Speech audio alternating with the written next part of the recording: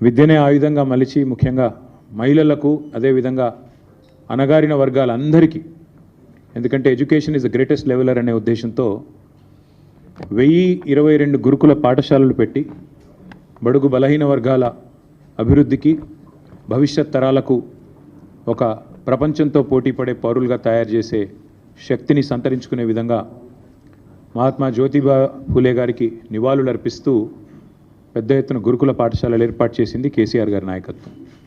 అట్లాగే అదే మహానుభావుడి పేరుతో విద్యార్థులు ఒకవేళ విదేశాల్లో చదువుకుంటామంటే కూడా 20 లక్షల రూపాయల దాకా స్కాలర్షిప్లు వారికి ఇవ్వడమే కాకుండా వారిని దాదాపు 7,000 మంది విద్యార్థులు, సుమారుగా 7,000 మంది విద్యార్థులకి ఇవాళ ప్రపంచ స్థాయి విద్యను అందించింది కూడా కేసీఆర్ గారి ప్రభుత్వం. మరి అట్లాంటి మహనీయుడి జయంతి సందర్భంగా ఈరోజు వారికి ఘనంగా మేమందరం కూడా ఇప్పుడే నివాళులు అర్పించి మీ ముందుకు మరొక ముఖ్యమైన విషయాన్ని చెప్పడానికి రావడం జరిగింది. నేను ఒక 3 రోజుల కిందట మిత్రులకు చెప్పడం జరిగింది.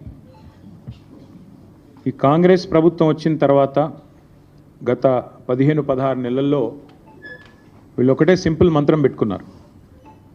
3D Mantra: deception, destruction and distraction.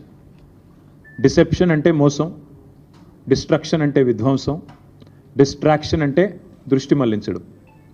ఈ 3D మంత్రం పెట్టుకొని ఇవాళ 15-16 నెలల్లో విచ్చలవిడిగా ఒకవైపు విధ్వంసం చేస్తూ, పేదల బతుకులు ఛిద్రం చేస్తూ, రైతులు ఇప్పుడిప్పుడే బాగుపడి దేశానికే అన్నం పెట్టే స్థాయికి చేరుకున్న రైతన్న కడుపు మీద కొట్టి, మరొక వైపు ప్రజల దృష్టి మరల్చి ఒక భయంకరమైన ఆర్థిక దోపిడీకి రేవంత్ రెడ్డి ప్రభుత్వం పాల్పడుతూ ఉంది. చాలా రకాలుగా పాల్పడుతున్నారు. గతంలో కూడా మేము కొన్ని బయట పెట్టాము. ఈరోజు మరొక కుంభకోణాన్ని మీ దృష్టికి తీసుకొని రావాలి, మీ ద్వారా ప్రజల దృష్టికి కూడా తీసుకొని రావాలి. దేశం మొత్తం నివ్వెరపోయి చూసిన ఘటన మన హైదరాబాద్ సెంట్రల్ యూనివర్సిటీలో జరిగిన పర్యావరణ విధ్వంసం, పర్యావరణ హననం. కానీ అక్కడ జరిగింది కేవలం పర్యావరణ విధ్వంసం, పర్యావరణ హననం మాత్రమే కాదు, మూగజీవుల ప్రాణాలు తీయడమే కాదు. రేవంత్ రెడ్డి గారి ప్రభుత్వం చాలా సక్సెస్ఫుల్గా ఒక అతిపెద్ద ఫైనాన్షియల్ ఫ్రాడ్ అనే దానికి కూడా మొన్న ఈ సెంట్రల్ యూనివర్సిటీ పక్కన ఉన్న అటవీ భూములు ఏవైతే ఉన్నాయో వాటిల్లో వారు చేయడం జరిగింది. ఇది ఒక నేరపూరిత కుట్ర, క్రిమినల్ కాన్స్పిరసీ, విశ్వాసఘాతకం తెలంగాణ ప్రజల పట్ల. మరి అదేవిధంగా సింపుల్గా చెప్పాలి అంటే ఈ 400 ఎకరాలు ఏదైతే ఆనాడు 2004వ సంవత్సరంలో ఐఎంజీ భారత అనే సంస్థకి అప్పటి ప్రభుత్వం కట్టబెట్టిందో, తర్వాత వచ్చిన కాంగ్రెస్ ప్రభుత్వం ఆనాడు ఒక ఆర్డినెన్స్ ద్వారా రద్దు చేసిందో, తిరిగి దాన్ని సవాల్ చేస్తూ ఆ ప్రైవేటు వ్యక్తి ఈ భూమి విషయంలో నాకు అన్ని హక్కులు ఉన్నాయని కోర్టుకు పోతే సుదీర్ఘకాలం, దాదాపు 20 ఏళ్ళు, 19-20 ఏళ్ళు సక్సెసివ్ గవర్నమెంట్స్ ఆఫ్ ఫాట్. ఆనాడు 2014 వరకు ఉన్న ప్రభుత్వం కొట్లాడింది. తర్వాత 2014 నుంచి 2023 డిసెంబర్ దాకా ఉన్న మా ప్రభుత్వం కూడా కొట్లాడి చివరికి మార్చ్ 2024లో తీర్పు వచ్చింది. ఇది ప్రభుత్వ మరి ప్రైవేట్ వ్యక్తికి సంబంధం లేదు, ప్రభుత్వానికి మరి ఏదైతే గతంలో ఇచ్చిన ఆర్డినెన్స్ ఇచ్చారో దాన్ని సమర్థిస్తూ తీర్పు వచ్చింది. ఇవాళ వాస్తవం ఏంటి అంటే అక్కడ సహజంగానే ప్రజలు కానీ, సహజంగానే పర్యావరణవేత్తలు కానీ అక్కడ జరుగుతున్న పర్యావరణ హననం పట్ల, పర్యావరణం మీద జరుగుతున్న దాడి పట్ల విస్మయంతో, ఒక బాధతో, ఆవేదనతో అక్కడ చనిపోయిన 3 జింకల గురించి కానీ, అదేవిధంగా అక్కడ చెట్లు కొట్టేయడం గురించి కానీ, దొంగల్లాగొచ్చి అర్ధరాత్రి అపరాత్రి అని కాకుండా 100 ఎకరాల్లో వారు ఏదైతే దాడి చేసినారో ప్రభుత్వమే మరి రక్షించాల్సిన వాళ్ళే భక్షిస్తుంటే సహజంగానే ఆవేదనతో అటు హెచ్సియు విద్యార్థులు కానీ, దేశవ్యాప్తంగా పర్యావరణవేత్తలు కానీ ఉద్యమం చేసినారు. కానీ దీని వెనకాల అసలు రేవంత్ రెడ్డి గారు ఇంత హడావుడి, ఇంత హంగామా ఎందుకు చేస్తున్నారు అని మేము ఆరాధిస్తే దీని వెనకాల దాదాపు 10,000 కోట్లను దోచే ఒక భారీ స్కామ్కు వారు తెరదీసినట్టుగా మాకు సమాచారం అందింది. జరిగింది ఏమంటే నిన్న హరీష్ రావు గారు మీకు చాలా వివరంగా ప్రెస్ మీట్లో కొన్ని విషయాలు చెప్పారు. ఎట్లా ఈ ప్రభుత్వం సుప్రీంకోర్టు గైడ్లైన్స్ని తుంగలో దొక్కుతోంది, సుప్రీంకోర్టు తీర్పులను బేఖాతరు చేస్తోంది, ఎట్లా వాల్టా చట్టాన్ని ఉల్లంఘించింది, ఎట్లా ఫారెస్ట్ యాక్ట్ని కూడా ఫారెస్ట్ కన్జర్వేషన్ యాక్ట్ని కూడా ఎట్లా ఉల్లంఘించింది, ఈ అన్ని విషయాలు కూడా నిన్న వారు చాలా వివరంగా చెప్పారు. నేను వాటి జోలికి పోను.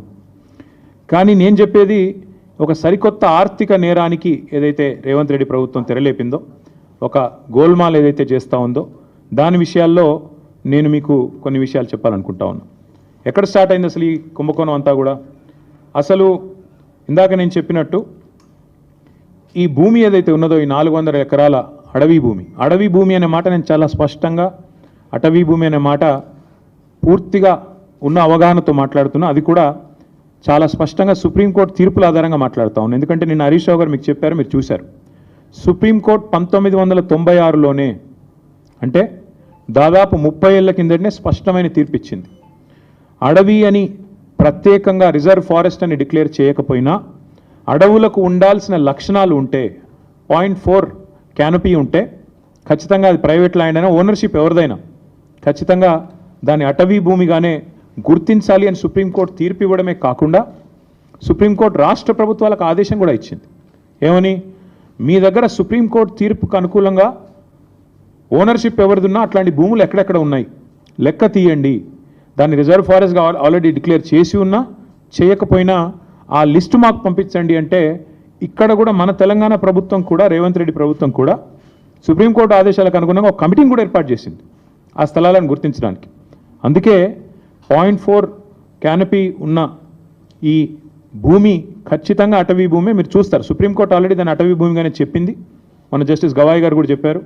ఫారెస్ట్ కన్జర్వేషన్ యాక్ట్ 1980 ప్రకారం రేవంత్ రెడ్డి గారు చేసిన అతిపెద్ద ఫైనాన్షియల్ ఫ్రాడ్ ఏంటి అంటే, ఒక అటవీ భూమిని ఇవాళ తాకట్టు పెట్టడం లేదా అమ్మడం, ఆ అధికారం గవర్నమెంట్ కూడా లేదు. మీకు తెలుసు, పోడు పట్టాలు మేము ఇచ్చాం గతంలో. పోడు పట్టాలు కూడా మీకు తెలుసు, ROFR కింద పోడు పట్టాలు కూడా they won't give you complete rights on the land. మీరు దాన్ని అక్కడ సాగు చేసుకునే దానికి అవకాశం ఉంటుంది, పొజిషన్కి అవకాశం ఉంటుంది తప్ప ఓనర్షిప్ ఉండదు, దాన్ని అమ్మేదానికి అవకాశం ఉండదు పోడు పట్టా విషయంలో కూడా. అట్లాగే ఈ అటవీ భూమి ఏదైతే ఉందో, అడవి లక్షణాలు కలిగి ఉన్న భూమి ఏదైతే ఉందో, 1980 ఫారెస్ట్ కన్జర్వేషన్ యాక్ట్ ప్రకారం ఇది మొత్తం రేవంత్ రెడ్డి గారికి తెలుసు.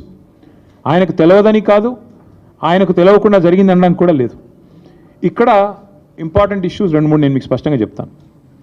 ఒకటి, ఎలాంటి ఎన్వైర్మెంటల్ ఇంపాక్ట్ అసెస్మెంట్ జరగలేదు అని చెప్పి మరి అటవీ శాఖ అనుమతి లేదు, ఎన్వైర్మెంటల్ ఇంపాక్ట్ అసెస్మెంట్ లేదు, ఇంకా ట్రాన్స్ఫర్ కూడా టైటిల్ది పూర్తిగా కాలేదు.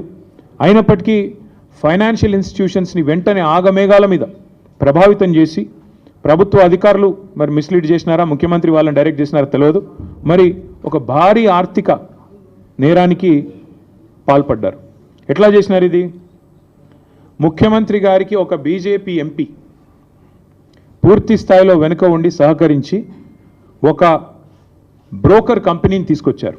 ఆ కంపెనీ పేరు trust investment advisors private limited అనే పేరుకు మర్చెంట్ బ్యాంకర్, బట్ చేసేది బ్రోకరేజ్. వారు ఈ కాన్సెప్ట్ వారికి చెప్పారు, మీకు FRBMను బైపాస్ చేస్తూ మీకు డబ్బులు తెచ్చిస్తాము, మీరు దానికి గాను మాకు డబ్బులు ఇవ్వండి, ఆ తర్వాత మీ ఇష్టం ఉన్న వాళ్ళకు భూములు అమ్ముకోండి. ఇది ఓవరాల్గా స్కీమ్. దీనిలో అన్ని నిబంధనలు మొత్తం అన్ని చట్టాలు, నిబంధనలు, సుప్రీంకోర్టు తీర్పులు అన్నిటినీ తుంగలో దొక్కారు. RBI గైడ్లైన్స్ని కూడా తుంగలో దొక్కారు. ఎట్లా? I will explain to you. ఈ ట్రస్ట్ ఇన్వెస్ట్మెంట్ అడ్వైజర్ అనే కంపెనీ వారికి రాష్ట్ర ప్రభుత్వం ఇప్పటికే 170 కోట్లు, దాదాపు 170 కోట్లు, 169 కోట్ల చిల్లర వారు ఇప్పటికే లంచం రూపంలో చెల్లించారు. మళ్ళీ సరే దాని కమిషన్ అంటారు, నేనైతే పక్కా చేసింది నేరం కాబట్టి లంచమనే అంటున్నా.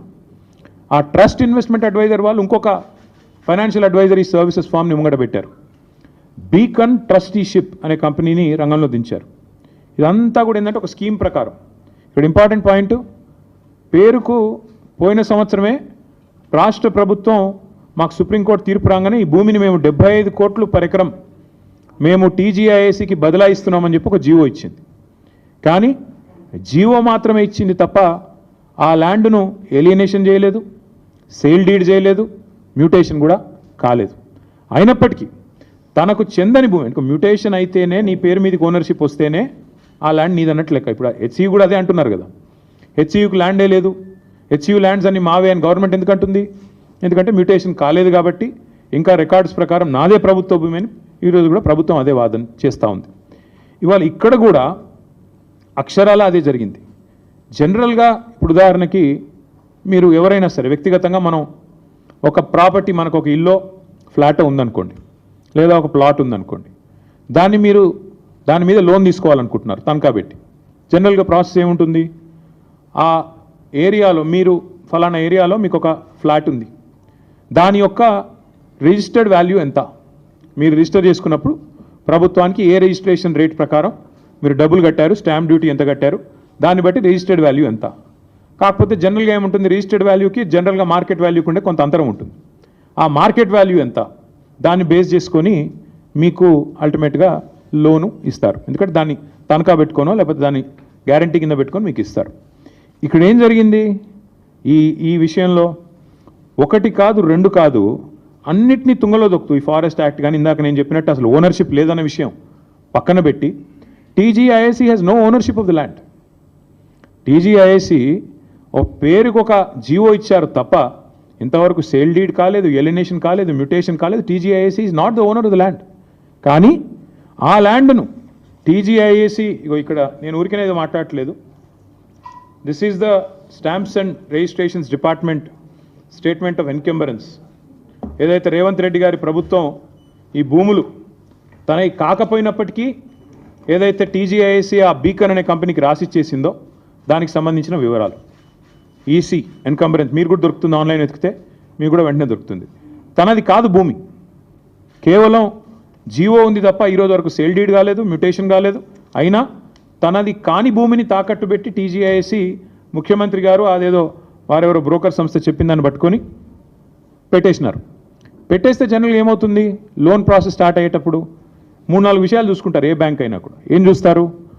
మార్కెట్ వాల్యూ ఎంత, రిజిస్ట్రేషన్ వాల్యూ ఎంత, ఇది ఒకవేళ నేను లోన్ ఇస్తే మళ్ళీ తిరిగి నాకు పైసలు వస్తాయా, ఇవన్నీ చూసుకొనే ఇస్తారు. కానీ ఇక్కడేం జరిగింది, అసలు ఈ భూమికి యాజమాన్య పత్రాలు లేవు, రిజిస్ట్రేషన్ డాక్యుమెంట్ లేదు. That itself is a big crime. First టీజీఐఏసీని, ఇండస్ట్రీస్ డిపార్ట్మెంట్ని, ఇండస్ట్రీస్ సెక్రటరీని జైల్లో వేసేంత పవర్ఫుల్ ఎవిడెన్స్ ఇక్కడే ఉంది. నీది కాని భూమి నువ్వు ఎట్లా అమ్ముతావు అసలు? ఇప్పుడు రంగారావు గారి భూమి లేదా ఆయనకు ఫ్లాట్ ఉంది, నేను తనఖా పెట్టి తీసుకున్నాను అనుకోండి డబ్బులు. ఫస్ట్ ఆఫ్ ఆల్ ఎవడన్నా ఇస్తే వాడిది తప్పే అవుతుంది, నాది కూడా తప్పే అవుతుంది. ఆయన నాది కాని దాన్ని తీసుకుని నేను పెడితే నాది తప్పే, ఇచ్చే ఇన్స్టిట్యూషన్ కూడా తప్పే అవుతుంది. అట్లాగే ఇక్కడ తనకు సంబంధం లేని భూమిని ఇవాళ రిజిస్ట్రేషన్ పత్రం లేదు, యాజమాన్య పత్రం లేదు, ఏది లేకపోయినప్పటికీ ఒక నామమాత్రపు జీవో, అది కూడా ఎప్పుడు ఇచ్చారు? 26/6/2024లో జీవో నెంబర్ 54 ప్రకారం ఇచ్చేస్తున్నాం భూములు అని చెప్పి పేపర్ మీద మాత్రం ఇచ్చేసినారు. పేపర్ మీద తప్ప తర్వాత ఫాలో అప్ లేదు, సేల్ డీడ్ లేదు, రిజిస్ట్రేషన్ లేదు, మ్యూటేషన్ లేదు, ఏది జరగలేదు. కేవలం టైటిల్ ట్రాన్స్ఫర్ కూడా కాకుండానే నాది అని టీజీఐఏసీ బ్యాంకుల దగ్గరికి, బ్రోకర్ల దగ్గరికి పోయింది. That is the biggest crime number 1. రెండవది, ఈ మోసపూరితమైన ఈ ఫైనాన్షియల్ ట్రాన్సాక్షన్ని ఆమోదించడం రెండో కుంభకోణం. అసలు సరే వీళ్ళు తప్పు చేస్తున్నారు, టీజీఐఏసీ వాళ్ళు నాది కాని భూమి పెడుతున్నారు, ఇచ్చేవాడికన్నా బుద్ధి ఉండాలిగా, చూసుకోవాలి కదా, డ్యూ డిలిజెన్స్ చేయాలి కదా. కానీ ఆగమేఘాల మీద అసలు టైటిల్ చూడకుండా, ఓనర్షిప్ ఉందా లేదా చూడకుండా, ఈ మధ్యలో కూడా బ్రోకర్ ట్రస్ట్ అనేవాడు చెప్పాడు కాబట్టి బీకన్ అనే వాడికి ట్రాన్స్ఫర్ చేస్తూ టీఎస్ఐఏసీ రాసిచ్చింది, వాళ్ళు తీసుకున్నారు, ఐసిఐసిఐ బ్యాంకు 10,000 కోట్లకు ఇచ్చేశారు. ఇక్కడ ఇంకా విచిత్రం ఏంటంటే ఈరోజు రిజిస్ట్రేషన్ డిపార్ట్మెంట్ ప్రకారం, స్టాంప్స్ అండ్ రిజిస్ట్రేషన్స్ డిపార్ట్మెంట్ ప్రకారం ఆ ఏరియాలో కంచే గచ్చిబౌలి ఏరియాలో గజం విలువ 26,900. అంటే మొత్తం 400 ఎకరాలను మీరు గజాల వారీగా కొలిస్తే మొత్తం as per the government record 5,239 కోట్ల 84 లక్షలు మాత్రమే. కానీ గవర్నమెంట్ ఏం చేసింది, 5,239 కోట్ల విలువైన భూమి అని ఒకవైపు స్టాంప్స్ అండ్ రిజిస్ట్రేషన్ డిపార్ట్మెంట్ చెప్తుంటే, కాదు ఇది 30,000 కోట్ల విలువైన భూమి అని చెప్పి రెవెన్యూ డిపార్ట్మెంట్ వాళ్ళు, ఏ రెవెన్యూ డిపార్ట్మెంట్ కిందనైతే స్టాంప్స్ అండ్ రిజిస్ట్రేషన్స్ పనిచేస్తుందో అదే రెవెన్యూ డిపార్ట్మెంట్ వాళ్ళు know this is valued at 75 crores per acre అని చెప్పి దానికి కోకాపేటలో నియోపోలిస్లో 100 కోట్లు వచ్చింది. అక్కడి నుంచి ఇది ఒక 5-6 కిలోమీటర్ల దూరంలో ఉంటుంది. కాబట్టి దీన్ని 75 కోట్లకు మేము అమ్ముతున్నాము అని చెప్పి టీజీఐఏసీకి వాళ్ళు జీవో ద్వారా మేము ఇస్తున్నామని చెప్పి పాస్ చేసినారు. ఇక్కడ ఇంపార్టెంట్ పాయింట్ ఏంటంటే government should come forward and explain. ఇప్పుడు నాకు ఒక ప్లాట్ ఉందనుకోండి, నా ప్లాటు ఇవాళ రిజిస్ట్రేషన్ విలువ ₹1 కోటి. కానీ నేనేం చేస్తాను, నాకు పెద్ద మొత్తంలో లోన్ కావాలి. కాబట్టి నేనేం చేస్తాను, కాదు అది ₹1 కోటి కాదు, దాని విలువ 15 కోట్లు ఉంటుంది, ఆ 15 కోట్ల మీద నాకు 10 కోట్ల లోని అని చెప్పి నేను బ్యాంకు పోతా. నేను బ్యాంకర్ కుమ్మక్ అవుతాం. కుమ్మక్కయి ఆడ ఉన్నది లేనిది జనరల్గా అసెస్మెంట్ ఎట్లా చేయాలండి? వాల్యూ అక్కడ జరిగే ట్రాన్సాక్షన్స్ కానీ రిజిస్ట్రేషన్స్ కానీ ఆ చుట్టూతో ఉండే ఒక 5-6 కిలోమీటర్ల రేడియస్లో గత 3 సంవత్సరాలు జరిగిన ట్రాన్సాక్షన్స్ ఆధారంగా విలువ ఖరారు చేయాలి. ఇక్కడేం జరిగింది, ప్రభుత్వము ఆ బ్రోకర్ ద్వారా బ్యాంకు కుమ్మక్కయి అక్కడ లేని విలువను ఉన్నట్టుగా చూపెట్టి ఇవాళ 10,000 కోట్ల లోను తీసుకున్నారు. తీసుకోవడమే కాకుండా ఇక్కడ విచిత్రం ఏంటంటే అక్కడ ఒకవైపు గవర్నమెంటే చెప్తున్నది 26,900 పర్ గజం అని, ఇంకోవైపు మరి గవర్నమెంటే 75 కోట్లు పర్ ఎకరం అని చెప్పి లోన్ తెచ్చుకునే ప్రయత్నం చేస్తూ ఉంది. రెండిట్లో ఏది కరెక్టు? అయితే నువ్వు 75 కోట్లన్నా మరి ఆ మార్కెట్ రిజిస్ట్రేషన్ వాల్యూ కూడా పెంచాలి. చుట్టూ కూడా అంతా కూడా 75 కోట్లు ఉంది కాబట్టి 75 కోట్లు స్టాంప్స్ అండ్ రిజిస్ట్రేషన్ వాల్యూ కూడా అంతే అని చెప్పి అదన్నా పెంచాలా. Because otherwise it's loss to the state exchequer. రాష్ట్ర ఖజానాకు చిల్లుబడ్డట్టే కదా. 75 కోట్లు అని చెప్పి నువ్వే ధర అని చెప్పి ప్రభుత్వం నేరుగా బ్యాంకుల దగ్గరికి పోయి మరొక వైపు 12-13 కోట్లకే ఎకరం అమ్ముతుంటే అది రాష్ట్ర ఖజానాకు చిల్లుబడ్డట్టే కదా. అయితే అదైనా తప్పు. లేదా నువ్వు బ్యాంకులను మిస్లీడ్ చేస్తూ, దేశాన్ని మిస్లీడ్ చేస్తూ, ఆర్బీఐని మిస్లీడ్ చేస్తూ అక్కడ లేని వాల్యూ ఉన్నట్టు చూపెట్టి ఇవాళ 75 కోట్లకు దాన్ని చూపెట్టి వాల్యూని క్రియేట్ చేసి ఆర్టిఫిషియల్గా దాని మీదకెళ్ళి లోన్ తెచ్చి ఇవాళ బ్యాంకులతో పాటు రిజర్వ్ బ్యాంకును తప్పకుండా దేశాన్ని కూడా మోసం చేసినట్టుగానే భావించాల్సి వస్తుంది. ఇంకా విచిత్రంగా ఉంది ఇక్కడ స్టోరీ. 5,239 కోట్ల విలువైన భూమిని 30,000 కోట్లని చూపెట్టారు మొదలు. ఆ తర్వాత ఇంకా విచిత్రంగా వెంటనే ఆగమేఘాల మీద వెంటనే వాళ్ళు డిసైడ్ చేశారు రేట్లు. 169 కోట్లు ఆ బ్రోకర్కి ఇచ్చినారు. మధ్యలో వెంటనే ఆగమేఘాల మీద 10,000 కోట్ల రూపాయలు బాండ్స్ రూపంలో ఐసిఐసిఐ బ్యాంక్ రిలీజ్ చేసింది. వీళ్ళు తెచ్చుకున్నారు, ఖర్చు కూడా పెట్టారు, కాంట్రాక్టర్లకు కమిషన్లకు ఇచ్చుకున్నారు. ఇక్కడ ఇంట్రెస్టింగ్ విషయం ఏంటంటే జీవో నెంబర్ 54 ప్రకారం పోయిన సంవత్సరం ఐ థింక్ ఇన్ జూన్ మీరే 75 కోట్లు పర్ ఎకరం అని చెప్పారు. దానికి కోకాపేటలో ఉండే 100 కోట్లు పర్ ఎకరం అనే ఆప్షన్ని ఒక ఎగ్జాంపుల్గా బెంచ్ మార్క్ కింద మీరే చూపెట్టారు. కానీ విత్ ఇన్ 5 months జూన్లో మీరే జీవో ఇస్తారు, 75 కోట్లు అంటారు. విత్ ఇన్ 5 months మళ్ళీ ఇంకో సంస్థతో ఏదో అసెస్మెంట్ చేయించారంట. November 23 నాడు valuation report, this is done by some ఫరీష్ Rao and Rao associates అనే సంస్థతో అసెస్మెంట్ చేసి November 23 నాడు కొత్త వాల్యుయేషన్ తీసుకొచ్చారు. లేదు మేము చెప్పింది తప్పు, ఆ జీవోలో చెప్పింది తప్పు, 75 కోట్లు అనేది దాన్ని తగ్గిస్తున్నాము అని చెప్పి కేవలం 75 కాదు 52 కోట్లు అని చెప్పి మళ్ళీ ఒక రిపోర్ట్ తయారు చేశారు. This is November 23. Why did it change? ఏం మారింది? 5 నెలల్లో 23 కోట్లు ఎందుకు తగ్గింది? ప్రభుత్వం సమాధానం చెప్తుందా? చెప్పదు. బ్యాంకర్ సమాధానం చెప్తాడా? చెప్పడు. దీని వెనకాల జరిగిన మతలబ్ ఏంది? చెప్పరు. ఇంకా విచిత్రం చెప్తాను నేను మీకు. అంటే 30,000 కోట్లు వెంటనే ఏం జరిగింది? దీనివల్ల వాల్యుయేషన్ రివైజ్ చేయడం వల్ల 20,000 కోట్లకు తగ్గింది. దాని తర్వాత మళ్ళీ ఇంకొకటి చేశారు. దాని తర్వాత ఏంది? కొత్తగా మళ్ళీ ఏదో రిలయబుల్ వాల్యూ అసెస్మెంట్ అని ఇంకోటి చేసిండ్రు. రిలయబుల్ వాల్యూ అసెస్మెంట్ అంట. గవర్నమెంటే 75 కోట్లు అని చెప్పింది మార్చిలో. తర్వాత గవర్నమెంటే అపాయింట్ చేసిన కన్సల్టెంట్ దాన్ని తగ్గిస్తూ 52 కోట్లు అని చెప్తాడు. ఆ తర్వాత మళ్ళీ బహిరంగ మార్కెట్లో రిలయబుల్ వాల్యూ అసెస్మెంట్ అని చెప్పి మళ్ళీ తగ్గించారు. తగ్గించి 41.6 crore అని చెప్పి ఈరోజు 400 ఎకరాలను మొత్తంగా 30,000 కోట్ల నుంచి ఈరోజు 16,640 కోట్లకు వాల్యుయేషన్ని కుదించారు. కుదించిన తర్వాత ఇవాళ ప్రభుత్వం చేస్తున్న కుట్ర ఏంటంటే అదే బ్యాంకరు అదే బ్రోకర్ను అడ్డం పెట్టుకొని తమ వాళ్ళు కొంతమంది ఢిల్లీ బాంబే బిల్డర్లను పిలుచుకొని మొదలు 75 కోట్లని చెప్పినా దాన్ని ఆల్మోస్ట్ సగానికి తగ్గించి వాళ్లకు అడ్డికి పావు షేరుకు ఈ భూములను నమ్మాలన్నదే రేవంత్ రెడ్డి గారి యొక్క పన్నాగం. ఇక్కడ ఇంపార్టెంట్ పాయింట్ ఏంటి అంటే, ఇది కూడా నేను మీకు ప్రజెంట్ చేస్తాను. ఇక్కడ ఇంపార్టెంట్ పాయింట్ ఏంటంటే, the question I'm asking the government, question I'm asking TGIAC. First of all, you don't have ownership. TGIAC నీది కాని భూమిని నువ్వు ఎట్లా తనఖా పెట్టావు, ఒప్పుకున్నవాడు ఎట్లా ఒప్పుకున్నాడు? Is this not crime? Is this not fraud? Number 1. Number 2, Beacon trusteeship అనే కంపెనీ, అదేవిధంగా ఆ ట్రస్ట్ అనే broker, how did the government select them? What was the నామ్ followed? What was the process followed? ఎవరికి ఇచ్చారు, ఎట్లా ఇచ్చారు, ఎందుకు ఇచ్చారు? ఏమైనా ట్రాన్స్పరెన్సీ ఉందా ప్రాసెస్లో? లేకపోతే మీ ఇష్టమైన వాడికి ఆ బీజేపీ ఎంపీ గారు చెప్పంగానే వాడిని తీసుకొచ్చి కట్టబెట్టారా? ప్రభుత్వం సమాధానం చెప్పాలి. ఎందుకంటే చిన్న ఒక రూపాయి ఖర్చు పెట్టాలన్నా ప్రభుత్వంలో ఈ ప్రొక్యూర్మెంట్ ఉంటుంది.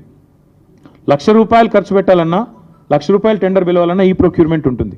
మరి ఏ బేసిస్లో ఈ బీకన్ ట్రస్ట్, అదే బీకన్ ట్రస్టీషిప్, తర్వాత వాడవడం ట్రస్ట్ అడ్వైజర్స్ అనేవాడిని ఏ బేసిస్లో ప్రభుత్వం సెలెక్ట్ చేసింది? ఏ ప్రాసెస్ ఫాలో అయ్యింది? ఏ రకంగా వీళ్ళని సెలెక్ట్ చేశారు అంటే సమాధానం లేదు. ఎందుకంటే వాళ్ళు ఇష్టం వచ్చినట్టు ఇష్టారాజ్యంగా చేశారు. దాంతోపాటు సుప్రీంకోర్టు తీర్పు 96లోనే స్పష్టంగా ఉంది, any land, any area which has a forest like character, even though its ownership vest with government or private, can be classified as forest అని చెప్పి తీర్పు ఇవ్వడమే కాకుండా కమిటీని కూడా రాష్ట్ర ప్రభుత్వం ఏర్పాటు చేసింది ఐడెంటిఫై చేయడానికి. అట్లా ఎక్కడెక్కడ ల్యాండ్స్ ఉన్నాయి వాటికి కూడా మీకు ఇస్తాను నేను, అప్పుడు ఎప్పుడు ఏర్పాటు చేశారు కమిటీ అనేది. ఇదంతా ఎందుకు చెప్తున్నాను అంటే, ఇవాళ ఒక అటవీ భూమిని అమ్మడమే తప్పంటే, నీది కాని భూమిని అమ్మడమే ఇంకా పెద్ద తప్పంటే, ట్రాన్స్పరెన్సీ ఫాలో కాకుండా మొదలు 30,000 కోట్లని, ఆ తర్వాత 20,000 కోట్లని, చివరికి 16,000 కోట్లని, అసలు రిజిస్ట్రేషన్ వాల్యూ 5,200 కోట్లున్న భూమిని ఎంతమందిని పిచ్చోళ్ళని చేసి రేవంత్ రెడ్డి గారు ఈ ఆర్థిక ఫ్రాడ్కు పాల్పడుతున్నారు? అల్టిమేట్గా దీని వెనకాల మతలబేంది? మీరు దయచేసి నేను మిమ్మల్ని అడిగేది, నేనేదో ఇది కేవలం ఆరోపణ చేయడం లేదు, నేను వదిలిపెట్టను కూడా ఈ అంశాన్ని. దీన్ని మేము ఇవాళ I'm writing to the governor of reserve bank of India, I'm also writing to the serious fraud investigation office, ministry of corporate affairs, government of India. I'm also writing to the SEBI ఎందుకు రాస్తున్నాను అంటే, ఆ Beacon అనేవాడు, Beacon trusteeship అనేవాడు, he is already a member of the stock exchange. అట్లాగే we are writing to the central vigilance commission and we are also writing to the central bureau of investigation. ఈ 5 ఏజెన్సీలకి ఇవాళ మా పార్టీ తరఫున ఇప్పుడు నేను మీకు చెప్పిన విషయాలు, వాటితో పాటు మిగతా వివరాలు అనెక్జర్స్తో సహా, మొత్తం అన్ని ఆధారాలతో సహా మేము ఈ 5 ఏజెన్సీస్కి, నేను మళ్ళీ చెప్తాను, రిజర్వ్ బ్యాంక్ ఆఫ్ ఇండియాకి, ఎందుకంటే ICICI bank is ultimately answerable to reserve bank of India, serious fraud investigation office, this is called SFIO, వారికి మినిస్ట్రీ ఆఫ్ కార్పొరేట్ అఫైర్స్ కింద వస్తుంది, వారితో పాటు సెబీకి, CVCకి, CBIకి, 5గురికి కూడా ఇవాళ మా పార్టీ తరఫున నేను వ్యక్తిగతంగా అన్ని ఆధారాలతో లెటర్ రాస్తా ఉన్నాను. ఖచ్చితంగా ఇన్వెస్టిగేట్ చేయాలని చెప్పి కూడా నేను వారిని కోరుతా ఉన్నా. ఇక్కడ ముఖ్యమైన పాయింట్ ఏమంటే, ఈ మొత్తం కుంభకోణం వెనకాల రేవంత్ రెడ్డి గారికి అండగా బ్యాక్గ్రౌండ్లో నిలబడ్డది, ఈ అంతా మేనేజ్మెంట్ అంతా చేసింది ఒక బీజేపీ ఎంపీ. ఆ బీజేపీ ఎంపీ గారికి ఈయన కూడా కొంత అనుచితమైన లబ్ధి చేకూరుస్తున్నారు రాష్ట్ర ప్రభుత్వం ద్వారా. ఎందుకంటే ఇక క్విడ్ ప్రోకో కదా, నేను ఇది చేస్తాను, నాకు అది చేయాలి, అది జరుగుతూ ఉంది ఇప్పుడు. ఇప్పటికిప్పుడు నేను దొంగ చేతికి తాళాలు ఇవ్వను, ఆ ఎంపీ గారి పేరు కూడా నేను బయట పెడతాను, నెక్స్ట్ ఎపిసోడ్లో బయట పెడతాను. ఎందుకంటే దీని వెనకాల ఉన్నది మొత్తం, దీని వెనకాల నడుపుతున్నది ఆ బ్రోకర్ను తెచ్చింది, ఆ బ్రోకర్ను రాష్ట్ర ప్రభుత్వానికి అటాచ్ చేసింది, ఆ బ్రోకర్ను అల్టిమేట్గా ఈ రకంగా RBI, ICICI బ్యాంకు నిబంధనలు పాటించకుండా ఆగమేఘాల మీద 10,000 కోట్ల రూపాయలు అన్నిటిని వయలేట్ చేస్తూ తెచ్చింది కూడా ఆ ఎంపీ గారి సారథ్యంలోని ఆ బ్రోకర్. ఎందుకంటే అంత స్ట్రాంగ్ బ్యాకింగ్ ఉంటేనే యూనియన్ గవర్నమెంట్ది ఇంత వేగంగా డబ్బులు వస్తాయి. లేకపోతే 10 రూపాయలు పుట్టాలన్న సామాన్యుడికి దేశంలో 10 రూపాయలు బ్యాంకు నుంచి రావాలంటే 10 క్వశ్చన్లు కాదు 100 క్వశ్చన్లు అడుగుతారు. ఒక లోను శాంక్షన్ కావాలంటే, హోమ్ లోన్ మీ అందరికీ తెలుసు, అందరికీ ఉండే ఉంటాయి ఇక్కడ లోన్లు. హోమ్ లోన్ శాంక్షన్ కావాలంటే ఎన్ని పేపర్లు దస్తఖత్ పెట్టాలి? అట్లాంటిది 10,000 కోట్లు నీది కాని భూమికి కూడా ఇచ్చినవాడు నేరస్తుడా కాదా? ఇంకొక మాట, ఇక్కడ బీకన్ ట్రస్టీషిప్ కానీ TGIC కానీ, they violated so many things. I even once again present it to you. First of all, కాని ల్యాండ్ని పెట్టారు, తనఖా పెట్టారు, వాళ్ళ సంబంధం లేని ల్యాండ్ని మార్ట్గేజ్ చేసినారు, అప్పు తీసుకున్నారు. అట్లాగే knowing fully well this land is litigated, తెలుసు వాళ్ళకి ల్యాండ్ లిటిగేషన్లో ఉందని తెలుసు, లిటిగెంట్ ల్యాండ్ అని తెలుసు, HCU ఆల్రెడీ క్లెయిమ్ చేస్తుందని తెలుసు. ఇన్ని తెలిసి కూడా కేవలం పైన అసలు ఒక్క ICICI ఎవడైతే 10,000 కోట్లు ఇచ్చాడు, have they come for field inspection? అసలు భూమి ఉందా లేదా అని వచ్చారా? మీకు ఫ్లాట్ ఉంటే దాని మీద మీరు ₹1,00,00,000 అప్పడిగితే వచ్చి బ్యాంక్ వాడు చూసుకొని పోతాడా లేదా? అసలు ఐసిఐసిఐ బ్యాంక్ వాడు ఎవడన్నా వచ్చాడా ఈ భూమి మీదకి? ఈ భూమి కాడికి వచ్చిండా? ఈ భూమి నిజంగా టీజీఐఎస్ ఇదా కాదా అని చెక్ చేసిండా? ఏదీ జరగలేదు. కేవలం పేపర్లు, ఫోన్ కాళ్ళు, ఈమెయిల్లు, బ్రోకర్లు, కమిషన్లు, దందాలు, వాటి ఆధారంగా 10,000 కోట్లు ఇవాళ రాష్ట్ర ప్రభుత్వానికి ట్రాన్స్ఫర్ అయినాయి. ఈ 10,000 కోట్లు రేవంత్ రెడ్డి వాళ్ళ అబ్బనో కట్టడు. అల్టిమేట్గా ప్రభుత్వం కట్టాలి, ప్రజల పైసలు మళ్ళీ రేపు కట్టాల్సింది. రేపు వచ్చే ప్రభుత్వం మళ్ళీ మాదే. అవసరమైతే మరి మేము కూడా దీన్ని చూడాలి ఏం చేయాలో. అల్టిమేట్గా నేను అనేది ఏమంటే, ఈ అక్రమ లావాదేవీకి సంబంధించిన ఈ రుణం ఏదైతే వాళ్ళు ఉన్నారో, బాండ్స్ రూపంలో తీసుకున్నారో, ఇది ప్రభుత్వం చేసిన అతిపెద్ద నేరం. 2 ప్రైవేట్ సంస్థలు కుమ్మక్కై చేసిన ఆర్థిక దోపిడీ ఇది. దీని మీద ఒకవేళ కేంద్ర ప్రభుత్వం కనుక స్పందించకపోతే నేను నిర్దిష్టమైన ఆధారాలతో సహా, డేట్లతో సహా ఈ లెటర్ రాస్తున్నా. ఊరికినే ఏదో ఆషామాషిగా ఒక పేజ్ రాయడం లేదు, పూర్తి వివరాలతో రాస్తాను. ఇప్పుడు నేను మీకు చెప్పినవి వాటికి పూర్తి స్థాయి బ్యాకింగ్తో సహా, డాక్యుమెంట్స్తో సహా రాస్తున్నా. ఒక అడవి నమ్మడమే నేరం అంటే, బ్యాంకులను మోసగించడం ఇంకో నేరం అంటే, కాని భూమిని, తమది కాని భూమిని అమ్మడం ఇంకో నేరం అంటే, ప్రజల డబ్బును కూడా దోచుకున్నారు. ఇప్పుడు ఈ వచ్చిన 10,000 కోట్లు ఏం చెప్పారు? దీని ద్వారా పేపర్లో లీకులు ఇచ్చినారు, వాళ్ళ పేపర్లలో రాయించినారు, మొత్తం రైతు బంధుకు పెడతాం. పాపని అదన్నా చేసిండ్రా? ఈరోజు వరకు 5,000 కోట్లు కూడా దాటలేదు రైతు బంధు, అది కూడా చేయలేదు. మిగతా 5,000 కోట్లు ఎక్కడ పోయినాయి? మళ్ళీ మంత్రివర్గంలో ఉండే కాంట్రాక్టర్లు, వాళ్ళ అనుయాయులు, వాళ్ళ కమిషన్లు, మళ్ళా డబ్బులు దండుకోవడం, కమిషన్లు దొబ్బడం తప్ప చేసింది ఏమీ లేదు. This is such a big fraud. If this is not dealt with seriously right away, this has the ability to destroy a bank called ICICI and its credibility for ever. దీని ఇన్వెస్టిగేషన్ చేయకపోతే RBI కనుక ఖచ్చితంగా ICICI bank credibility ఇప్పటికే ఒకసారి దెబ్బతింది, మళ్ళీ ఒకసారి దెబ్బతింటుంది. నేను ఇంకొక మాట కూడా చెప్తా ఉన్నా. నిజంగానే మాట్లాడితే తెల్లారలేస్తే బీజేపీ నాయకులు మాట్లాడుతూ ఉంటారు, ఏదో బీఆర్ఎస్, కాంగ్రెస్ వీళ్ళంతా ఒకటే అని ఒకటి మాట్లాడతాడు. నేను బీజేపీ నాయకత్వాన్ని అడుగుతున్నా. నేను అనుకుంటా ఉన్న ప్రధానమంత్రి గారికి లేదా ఫైనాన్స్ మినిస్టర్కి తెలియకుండానే జరిగిందని నేను అంటా ఉన్నా. I would like to give them the benefit of doubt. వాళ్ళకి తెలియకుండానే ఈ కింది లెవెల్లో బీజేపీ ఎంపీలుగా ఉన్న వాళ్ళు కొంతమంది చేసిన వ్యవహారం, వాళ్ళు బ్యాంకులను మేనేజ్ చేసినారని నేను అనుకుంటా ఉన్నా. ఒకవేళ నిజంగానే బీజేపీ సిన్సియర్గా ఉంటే, కేంద్ర ప్రభుత్వానికి చిత్తశుద్ధి ఉంటే, ఈ విషయంలో నేను స్పష్టంగా డిమాండ్ చేస్తూ ఉన్నా, వెంటనే ఇన్వెస్టిగేషన్కి ఆదేశించండి. ఒకవేళ సిబిఐ కాకపోతే సివిసి లేదా SEBI can start an investigation, ED can start an investigation because money is involved, and even SFIO, serious fraud investigation office, can initiate enquiry. ఇందులో ప్రతి ఆధారం ఇప్పుడు నేను చెప్పింది మీకు దొరుకుతుంది. ఇందులో ఏం కూడా పబ్లిక్ డొమైన్లో ఆల్రెడీ ఉంది. It's a matter of stitching it up. ఖచ్చితంగా ముఖ్యమంత్రి గారు, ఆయన ప్రభుత్వం తీసుకొచ్చిన ఒత్తిడి, అదేవిధంగా ఈ వ్యవహారంలో బ్యాంకు పాత్ర, how did the broker violate all these procedural issues, ఇవన్నీ వయలేట్ చేస్తూ కనీసం ఆ భూమిలో కాలు పెట్టకుండా 10,000 కోట్లు ఇవ్వడం అంటే, ఒక సామాన్యుడికైతేనేమో ఈ దేశంలో శల్య పరీక్షలాగా 100 పరీక్షలు ఉంటాయి ఒక రూపాయి లోన్ ఇవ్వాలంటే. కానీ 10,000 కోట్ల లోన్ ఇచ్చేటప్పుడు ఆ భూమి నీదా కాదా చూసుకోకుండా లోన్ ఇచ్చారంటే ఇంతకు మించిన ఫ్రాడ్ ఏదైనా ఉంటుందా? అందుకే we demand and will not leave it at this. నేను ఖచ్చితంగా చెప్తున్నాను, ఈ వ్యవహారాన్ని ఇక్కడితో వదిలిపెట్టాం. ఎందుకంటే రేవంత్ రెడ్డి గారు తెరలేపింది, తెర తీసింది ఈ 400 కోట్లకే కాదు. మన అసెంబ్లీలో మా సభ్యులు అడిగినారు ప్రశ్న, ఇంకా ఏమేమి భూములు అమ్ముతారని. ఇదే బ్రోకర్ ఎవడైతే ట్రస్ట్ అడ్వైజర్ ఎవడో ఉన్నాడో వాడికి HMDA భూములు కూడా అప్పచెప్పారు. 60,000 కోట్ల విలువ చేసే భూములు వాడికి అప్పచెప్పారు. సో దీనికి ఇక్కడితో అడ్డుకట్ట వేయకపోతే ఇంకొక 60,000 కోట్ల దోపిడీకి కూడా రేవంత్ రెడ్డి గారి ప్రభుత్వం ఆల్రెడీ స్కెచ్ చేసింది, తెరదీసింది, రెడీగా ఉన్నారు. ఇది మాది కాదు, కావాలంటే అసెంబ్లీ ఆన్సర్ కూడా నేను మీకు పంపిస్తాను, మీరు చూసుకోవచ్చు. 60,000 కోట్ల విలువ చేసే HMDA భూములను కూడా ఇదే బీకన్ ట్రస్టీషిప్, అదేవిధంగా ఆ ఫ్రాడ్ ట్రస్ట్ అడ్వైజర్ ఎవరు ఉన్నారు వాళ్ళిద్దరిని కూడా మరి అప్పచెప్పి వాళ్ళ ద్వారా దోపిడీకి పాల్పడే ఆలోచనలో రేవంత్ రెడ్డి ప్రభుత్వం ఉంది. We demand that union finance ministry ask RBI to investigate this matter. వెంటనే సీరియస్ ఫ్రాడ్ ఇన్వెస్టిగేషన్ ఏజెన్సీ దిగాలి ఇందులోకి. SEBI also should focus on this. 100% ఈ Beacon trusteeship and trust investment అనే సంస్థలని వెంటనే నిషేధం విధించాలి till further enquiry. We demand that all financial transactions of these 2 agencies and these 2 institutions be suspended with immediate effect because they have committed a massive fraud. అట్లాగే ఈ చట్టవిరుద్ధమైన bonds ఏవైతే వీళ్ళు తీసుకొని 10,000 కోట్లు కుంభకోణానికి తెరదీశారో వాటిని కూడా ఆర్బీఐ వెంటనే రద్దు చేయాలని చెప్పి కూడా మేము డిమాండ్ చేస్తున్నాం. తప్పకుండా ఒకవేళ ప్రభుత్వం, కేంద్ర ప్రభుత్వం స్పందించకపోతే మేమేమనుకోవాల్సి వస్తుందంటే ముమ్మాటికి ఇద్దరు కుమ్మక్కై చేస్తున్నారు అనుకోవాల్సి వస్తుంది. నిజంగా బీజేపీకి చిత్తశుద్ధి ఉంటే, కేంద్ర ప్రభుత్వానికి చిత్తశుద్ధి ఉంటే మీరు వెంటనే స్పందించండి. నిజంగానే మీకు ఈ వ్యవహారంతో సంబంధం లేకపోతే, నిజంగానే ఈ వ్యవహారంలో మీరు నిక్కచ్చిగా ఉన్నట్టయితే వచ్చి ఆందోళన చేశారు కదా, హెచ్సియు భూములు అమ్మొద్దు అది ఇది అని చెప్పి ధర్మేంద్ర ప్రధాన్ గారు ఉత్తరం రాసినారు. తర్వాత ఏబీవీపీ వాళ్ళు గొడవ చేశారు. తర్వాత ఎమ్మెల్యేలు కూడా అరెస్ట్ అయ్యారు, బీజేపీ వాళ్ళు. మరి if you are serious then immediately call for an enquiry. లేకపోతే ప్రజలు ఖచ్చితంగా ఇద్దరు కలిసే చేస్తున్నారు ఇది అనుకునే ప్రమాదం ఉంది.